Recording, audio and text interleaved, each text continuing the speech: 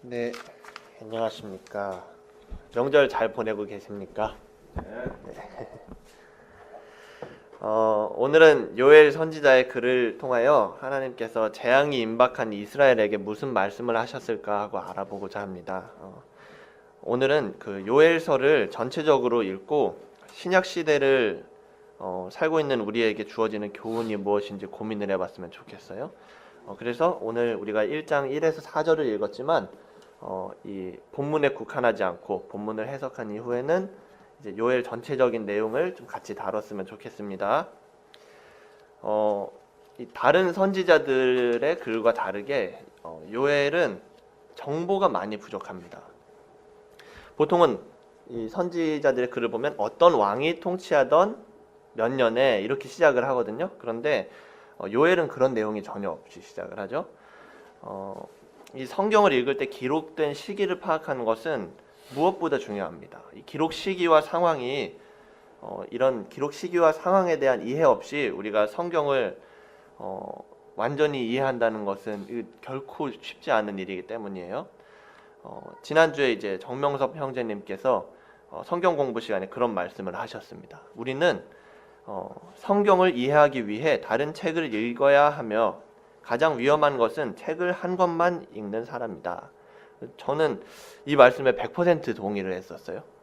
우리는 이제 성경을 이해하기 위해 다른 책을 읽는 것이 바람직합니다. 그렇지 않다면 다른 책을 읽고 연구한 누군가의 강의라든지 혹은 누군가의 설교를 통해서 우리가 좀 알 필요가 있어요. 우리 여행을 갈 때도 그곳의 날씨나 상황 이런 거를 우리가 다 미리 알고 가잖아요. 우리가 2015년 연말에는 비극적인 사건이 발생했죠. 그 유럽 파리, 프랑스 파리에 테러가 발생을 했었습니다. 그래서 그 당시에는 웬만해서는 유럽으로 여행을 가지 마라 이렇게 좀 얘기를 했었는데 이것과 동일한 것이죠. 우리가 성경이 기록된 상황을 파악한다는 것은 필수적인 작업입니다. 상황을 고려하지 않은 채로 성경을 읽는 건 그야말로 여행을 앞두고 현지의 날씨라든지 혹은 상황을 점검하지 않는 것과 똑같습니다. 그래서 오늘도 저는 지난주와 같이 요엘서에 대하여 간단히 소개를 하고 본문을 다룰 것인데 이 내용은 앞으로 여러분께서 요엘을 읽으실 때도 굉장히 도움이 될 것이다. 저는 이렇게 확신을 하고 있어요. 그래서 앞부분은 조금 난해하니까 여러분 집중해서 잘 들어주시면 좋겠습니다. 그럼 말씀 나누겠습니다. 요엘의 기록 시기는 3장 6절의 구절을 근거로 유추할 수가 있습니다. 제가 읽겠습니다. 또 유다 자손과 예루살렘 자손들을 헬라 족속에게 팔아서 본 지경에서 멀리 떠나게 하였음이니라. 아멘. 전통적으로 요엘을 연구하던 학자들은 요엘이 예루살렘에서 활동을 했고 유다에게 여호와의 날을 경고하고 있다는 것을 근거로 저희가 지난주에 다루었던 예레미야와 비슷한 시기에 기록이 되었다 이렇게 주장을 해왔거든요. 유다 멸망의 시기에 예루살렘에서 활동했던 선지자라는 얘기죠. 그런데 성경에 기록된 예언이 사건 전에 있던 예언이 아니라 사건이 일어난 이후에 한 예언이다 이런 주장을 하는 학자들이 등장하고부터는 요엘서의 기록 시기를 포로기 이후로 산출했습니다. 쉽게 말하면 우리는 신앙의 눈으로 이제 성경을 읽으니까 선지자들이 하나님께 영감을 받아서 사건이 일어나기도 전에 이미 사람들에게 예언을 했다 이렇게 생각을 하지만 이 학자들에 따르면 사건이 일어난 후에 예언하듯이 글을 기록을 했다는 거죠. 예를 들어보겠습니다. 마가복음 14장 30절에서 예수님은 베드로가 예수님을 끝까지 따르겠다고 하니까 닭이 2번 울기 전에 네가 나를 3번 부인하리라 이렇게 예언을 하시죠. 이거 예언이죠. 예언입니다. 예수님은 실제로 마지막 밤에 이 말씀을 하셨을 겁니다. 예언을 하셨다는 거죠. 그런데 마가복음은 예수님이 돌아가시고 부활하신 이후에 심지어는 승천하셔서 이 땅에 계시지 않을 때 마가가 기록을 한 것이죠. 그러니까 이 사건은 이미 일어났던 사건을 마가가 예언의 문체로 기록을 해놨다는 얘기입니다. 그러니까 하나님께 영감을 받아서 하나님 자녀들에게 이런 일이 일어날 것이다 하고 얘기해 준 게 아니라 예수님이 이미 예전에 하셨던 말씀을 기억해서 기록을 해놨다는 얘기죠. 그래서 이것을 사건 후 예언, 줄여서 사후 예언이라고 합니다. 근데 우리가 오늘 읽은 요엘도 이것과 마찬가지라고 볼 수도 있어요. 조금 전에 저는 유다가 헬라 민족에게 팔렸다는 예언의 내용을 읽어드렸습니다. 이것은 마치 요엘 선지자가 사건이 발생하기 전에 예루살렘에 주는 예언처럼 기록이 되어 있었죠. 그러나 유다가 멸망하던 시기에는 바벨론이 강대국이었습니다. 그래서 헬라에 대한 언급은 상상할 수 없는 시기였다는 거죠.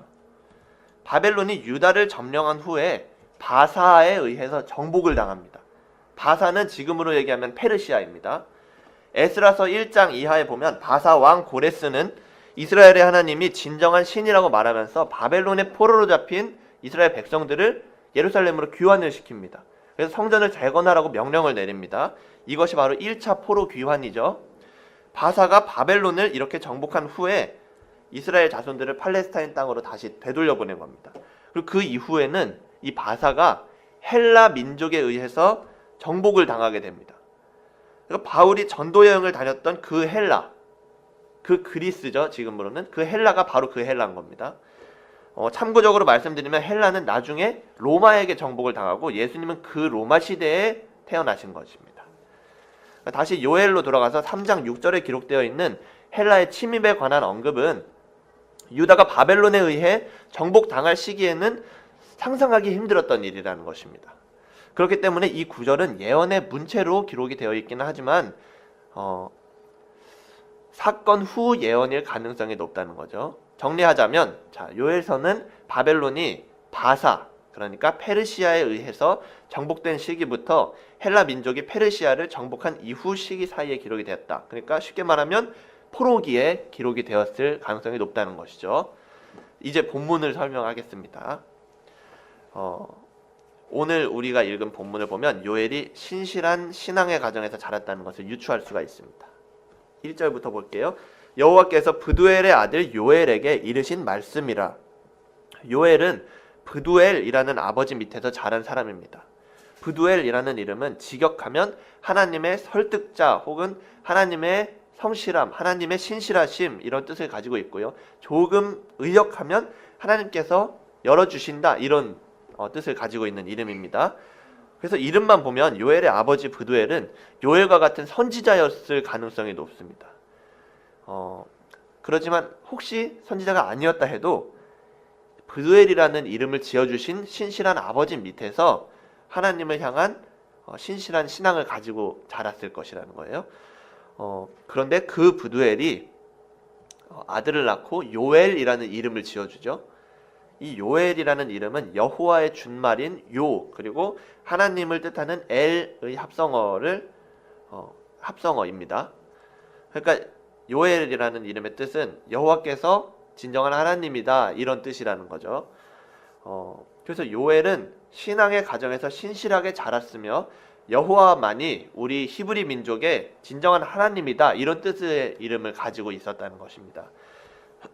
그런 요엘이 장성하여 선지자가 되었는데 유다 백성들에게 이제 여호와만이 우리의 하나님이니 그를 경외하라 그리고 여호와의 날이 임박했으니 하나님을 찾으라 이런 메시지를 선포하고 있는 겁니다. 그래서 이런 배경을 가지고 있는 요엘이기 때문에 여러 현상을 보면서 하나님의 뜻을 파악을 했습니다. 2절에서 4절을 읽어드리겠습니다. 늙은 자들아 너희는 이것을 들을지어다. 땅의 모든 거민아 너희는 귀를 기울일지어다. 너희의 날에나 너희 열조의 날에 이런 일이 있었느냐. 너희는 이 일을 너희 자녀에게 고하고 너희 자녀는 자기 자녀에게 고하고 그 자녀는 후시대에 고할 것이니라. 팥종이가 남긴 것을 메뚜기가 먹고 메뚜기가 남긴 것을 늑이 먹고 늑이 남긴 것을 황충이 먹었도다. 아멘. 오늘 우리가 읽었던 팥종이, 메뚜기, 늑, 황충은 모두 메뚜기과에 속한 곤충입니다. 요엘이 기록된 당시에는 큰 메뚜기 떼가 닥쳐서 모든 농사를 망가뜨렸다는 것인데요. 심지어 1장 중반부를 읽으면 가뭄까지 임하게 됩니다. 유다에 흉년이 들었다는 것이죠. 그런데 중요한 건 바로 이것입니다.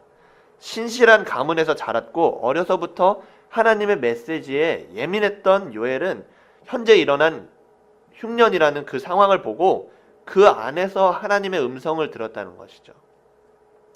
농업이 발달했던 시기에 살았던 요엘은 어려서부터 사실 풍년도 흉년도 경험을 했을 겁니다.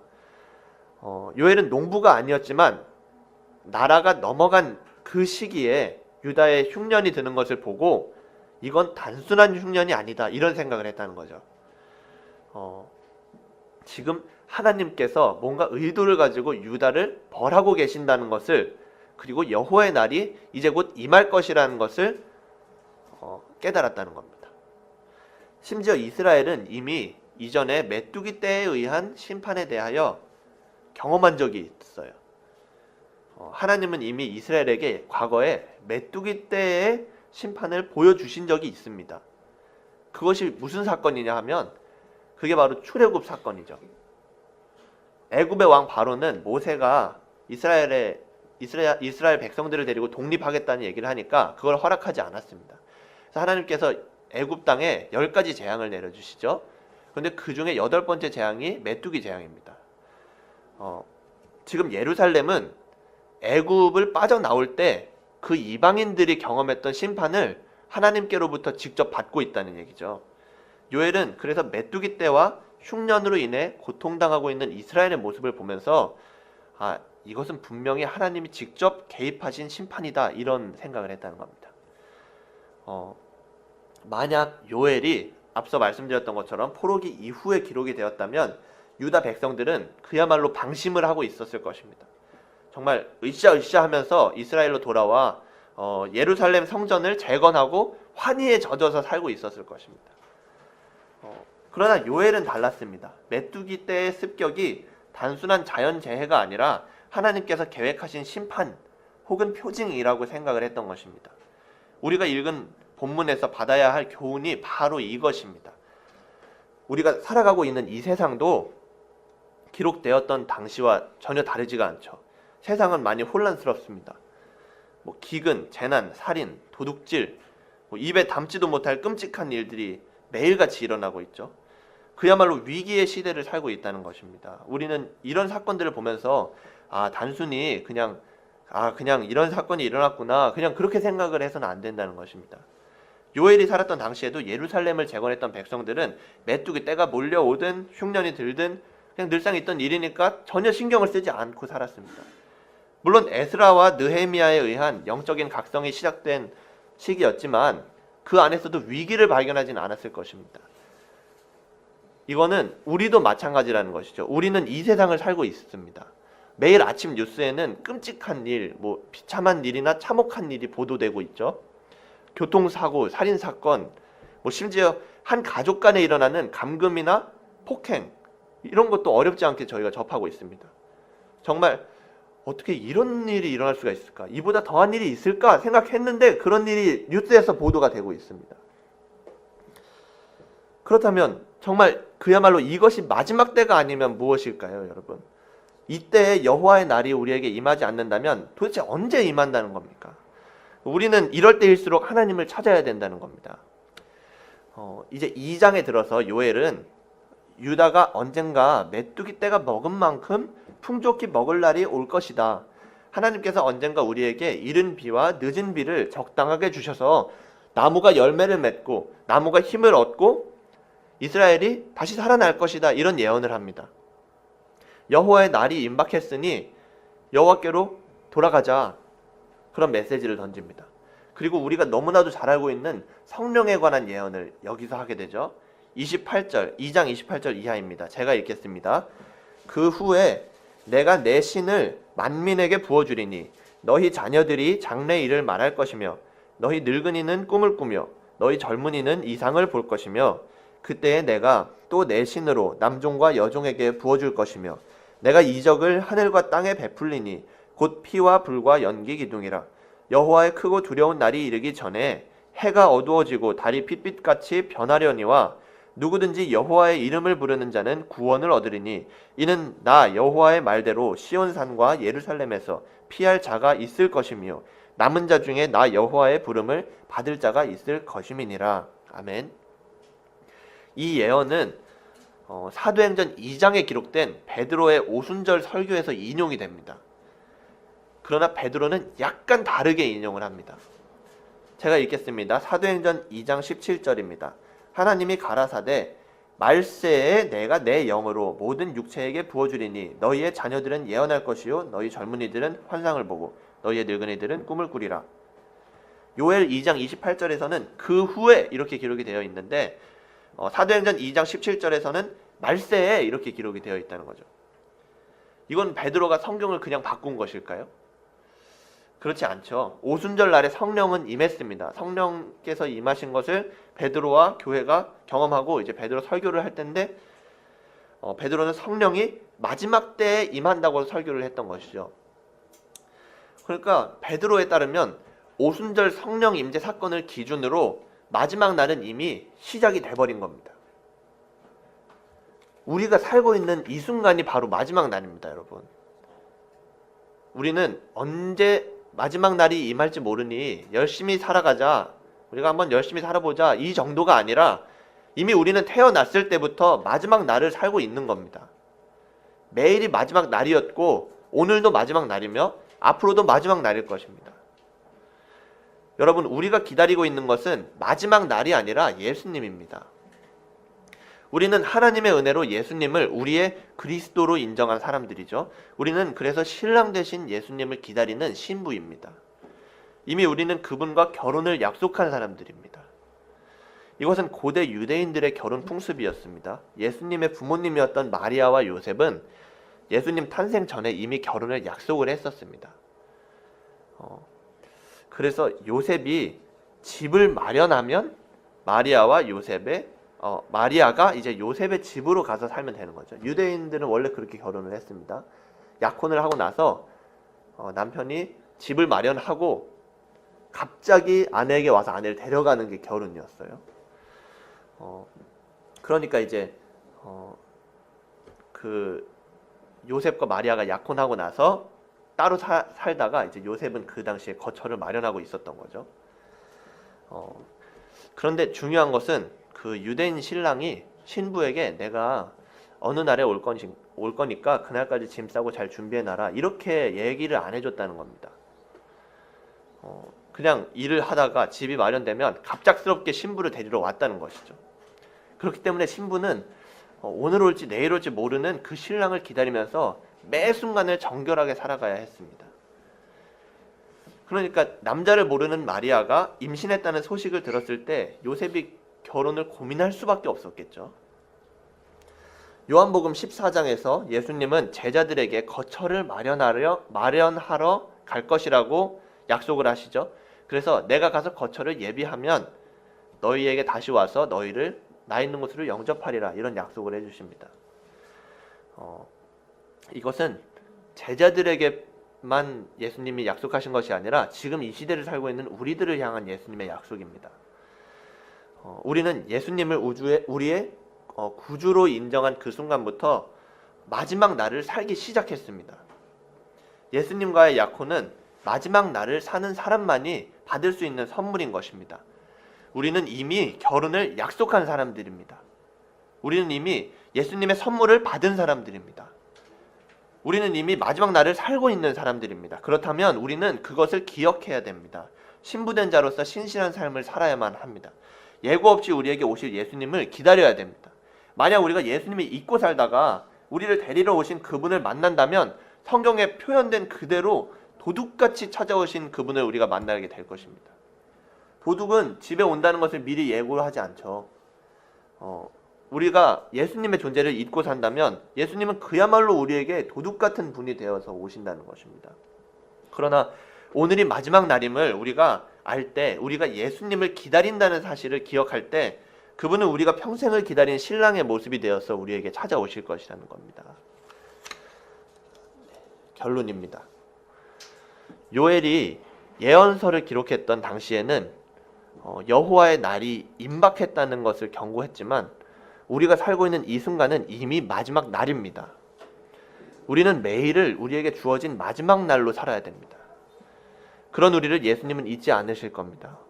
예수님은 지금도 우리를 보고 계십니다. 우리에게 주어진 오늘이 마지막 날인 것을 우리가 기억할 때 예수님은 우리를 칭찬하실 겁니다. 그리고 이 땅에 다시 오셔서 우리를 영접하실 겁니다. 영원한 그 나라로 우리를 인도하실 겁니다. 여러분, 오늘이 마지막입니다. 그리고 내일도 마지막입니다. 우리를 데리러 오실 예수님을 잊지 않고 이번 한 주를 살아가는 저와 여러분이 되시기를 바랍니다.